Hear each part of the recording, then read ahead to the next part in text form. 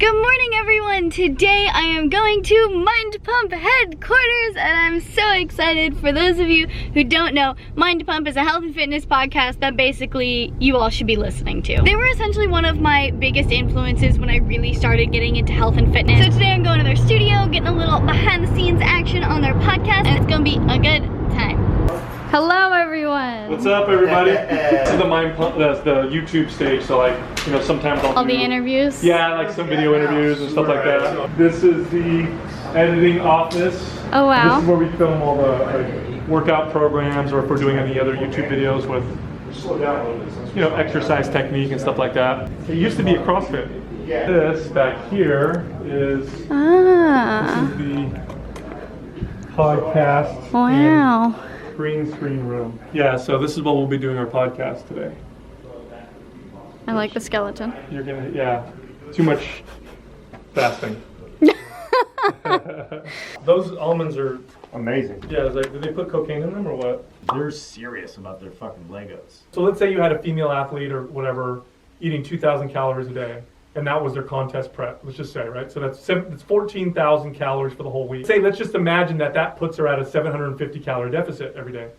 Rather than doing 2,000 calories a day, maybe take those 14,000 calories and do it over 6 days and then make one day no food. I would love to see a study like that comparing two groups. The problem is that starving yourself has been rebranded now as fast. I think it's a terrible approach to use it for weight loss. I think it's a terrible approach to use any diet like that for weight loss, instead of just eating in a way that's good for your body and the weight loss happens. Now, by terrible too, I think what you mean as the majority, right? I think it's terrible for the majority, although I think that it can actually be a great thing, right? There is. You have to have a good, solid foundation. You got to have a good relationship with food first. Here's the deal when it comes to nutrition. Your individual body and your immune system, which plays a massive role in how you react to food and how you assimilate food, your immune system is a fingerprint.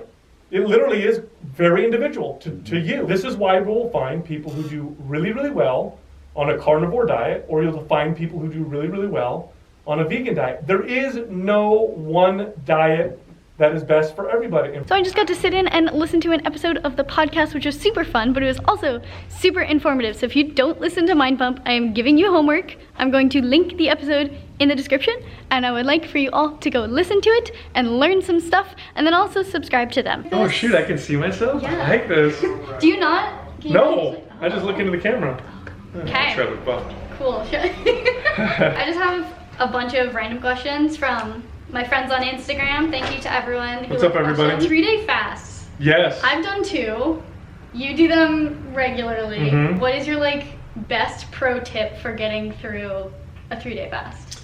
So for me, I would say don't schedule lots of activity and things to do. Definitely don't go to social events or don't plan it around big social events. That can be pretty difficult and it can be pretty awkward, you know? Yes. I also don't do lots of hard exercise. I'll stay active, so I like to go on walks and go outside. I treat it almost like it's a spiritual, not event, but I don't know how else to put it. Like, I treat it seriously, but I treat it as like a growth period. The reason why I do that is when I go without food, the first time I did that, I started noticing these connections that I had to food that I wasn't aware of.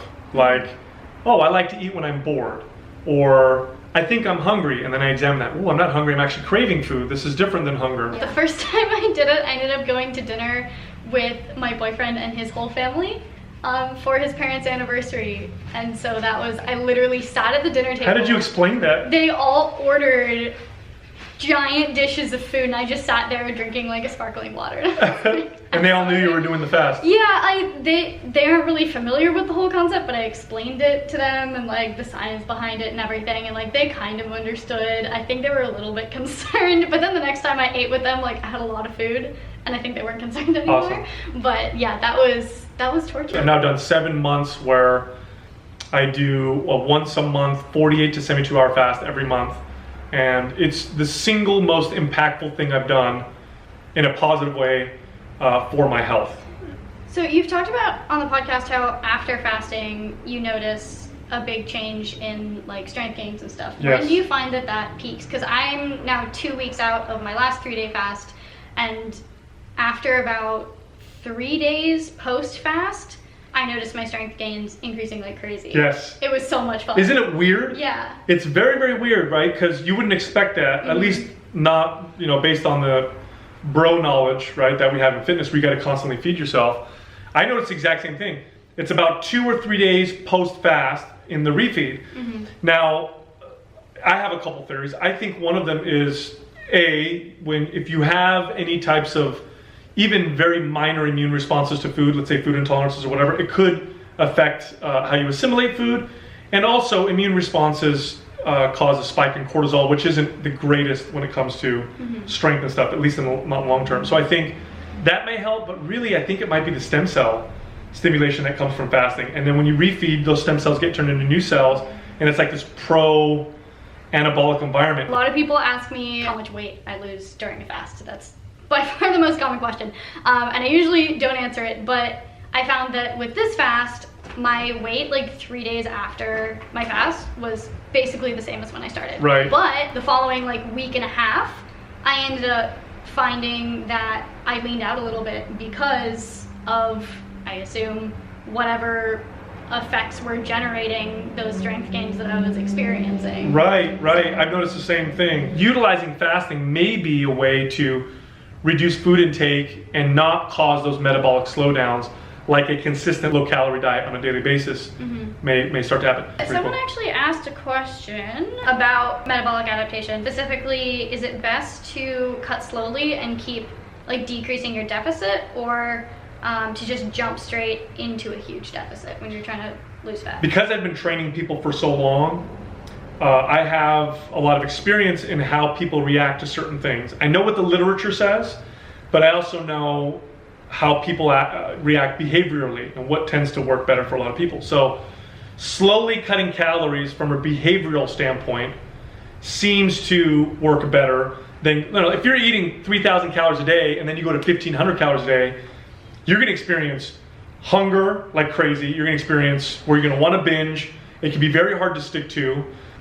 Slower seems to work better in that sense. Now the literature shows that cutting calories and doing it for a short period of time, so not like long periods of time, may actually be better for you.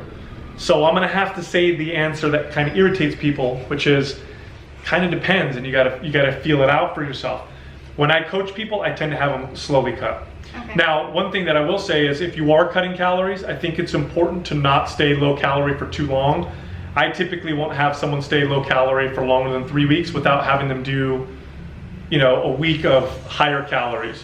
Would that be maintenance or above maintenance? I would go slightly above maintenance, and when I say slightly, like 50 to 100 calories above maintenance, just enough to offset that metabolic adaptation that happens when we reduce calories. And the other thing you could do is lift weights. Lifting weights is tremendous for keeping a fast metabolism, so make sure you do that. So speaking of lifting weights, yes. Can we go through the programs really quick? Yes, absolutely. The primary three would be anabolic, performance, and MAPS aesthetic. Yeah, aesthetic. So starting with anabolic, can you just give us the lowdown? Absolutely. So MAPS anabolic is perfect for people with a little bit of experience working out. So you're like a beginner intermediate. It's also excellent for building muscle and strength, and it's especially excellent for people who want to speed up their metabolism. It's the go-to program that I have people go on when they come to me and say, hey, my metabolism's really slow, I want to reverse it. I'm like, MAPS anabolic. Then we have MAPS performance.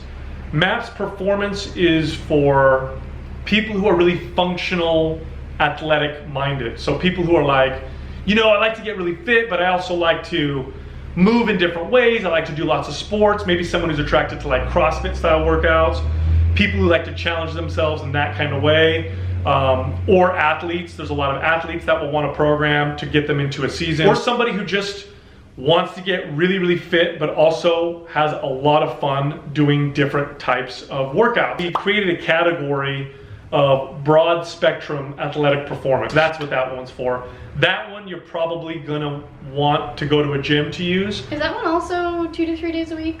That one is 3 days a week, foundational workouts, and then 2 to 3 days of mobility sessions, which are sessions designed to increase your range of motion, mobility to prevent injury. MAPS aesthetic we designed for people who are intermediate to advanced, bodybuilders, physique competitors, bikini competitors, people who are very aesthetically minded.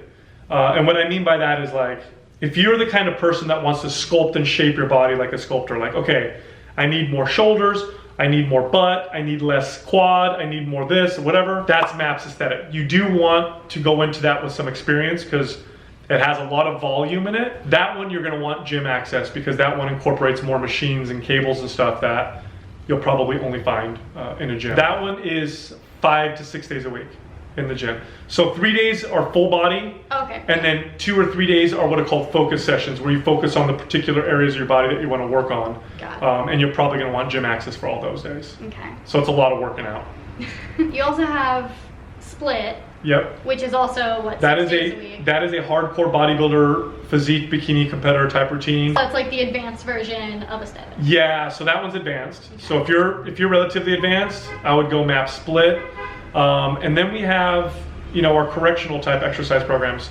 MAPS Prime is a great program to teach you how to warm up, which a lot of people think warming up, like, what's the big deal?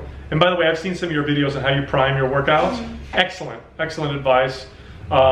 Makes a big difference. Like, how you warm up your body tells your muscles how they should fire during your workouts and will literally make your workout more effective. So you don't have to change your workout, but spending 10 or 15 minutes before priming properly for your individual body will make your workout much more effective. MAPS Prime Pro is purely correctional. Highly recommended if you have pain, if you have shoulder problems, knee problems, ankle problems, and you just can't seem to get into a good workout because of them. That program will help you correct those issues. And if you're a personal trainer, invaluable routine. You can use MAPS Prime Pro with your clients and just brings tons of value. Yeah, I started using Prime, a few moves from Prime Pro, as well as a few things that I got from physical therapy before my actual workout, and it's made the biggest difference. Huge, right? Like, huge difference. I think because I've been running Anabolic since January with like a small break just to focus on my physical therapy, and definitely like having my body be ready to go through the movements has made as much of a difference as running the actual program itself, Right. which would be the best program for someone who kind of has a little bit of gym experience to start building muscle and losing weight simultaneously. For sure, I would say this is how I'd start you off. I would start you off with MAPS Anabolic and MAPS Prime. And this is what I would recommend you do. Now, if you're super kind of new, I would have you do the MAPS Prime fortification workouts for a couple weeks, and then I'd start you off in MAPS Anabolic pre-phase. Do about 3 or 4 weeks of the pre-phase workouts, 2 to 3 foundational workouts a week, which are the full body ones. And then on the days in between, 2 to 3 trigger sessions. And you pick 4 or 5 exercises for areas you want to focus on. After about 3 weeks of pre-phase, just move into phase 1 and then follow the program as it's laid out and then watch what happens. Of course, you have to have a good diet to go along with that.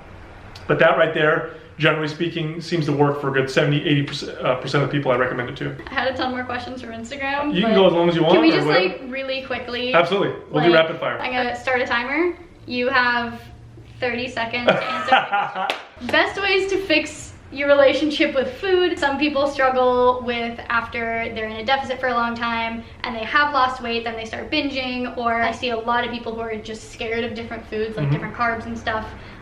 So what are some steps that someone could take to start working on that relationship? Right, 2 things. Eliminate processed foods. Processed foods are engineered to make you eat more, and they mess with your body's natural systems of appetite and satiety, so it's hard to figure out what to eat when you're getting messed with these foods.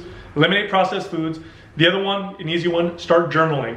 Write down how you feel before, during, and after the meal and what motivated you and your feelings around them. Am I moody? Am I anxious? Am I depressed? Am I excited? Do I feel lethargy? Whatever, and just start paying attention and connecting the dots.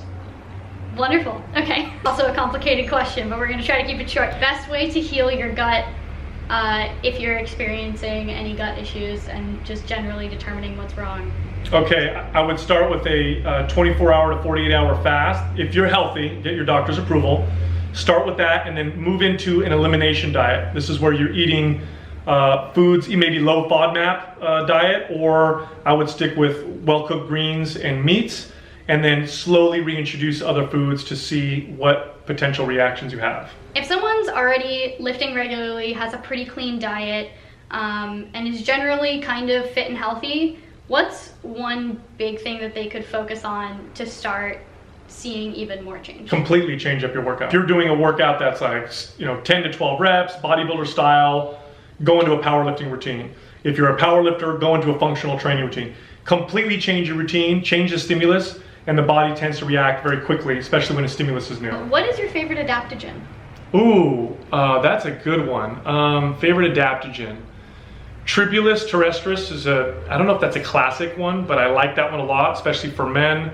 Ashwagandha, as long as you don't have intolerances to nightshades, can be a really good one. Ashwagandha probably is the best one, I would say, for general adaptogenic properties. Definitely my favorite. Yeah, okay, cool. What's one piece of advice that was given to you when you were younger that you dismissed or took for granted that you now realize is important?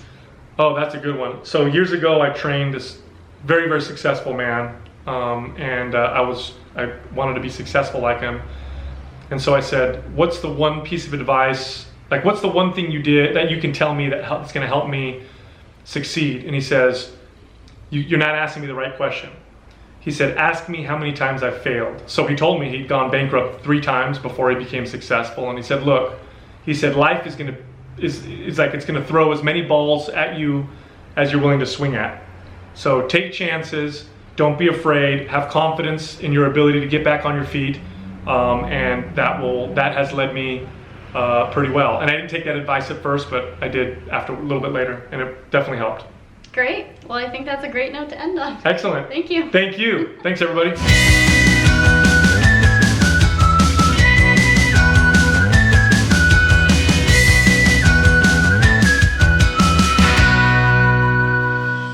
I gotta take you some really good Mexican food. Amazing. Very I love healthy. Mexican food.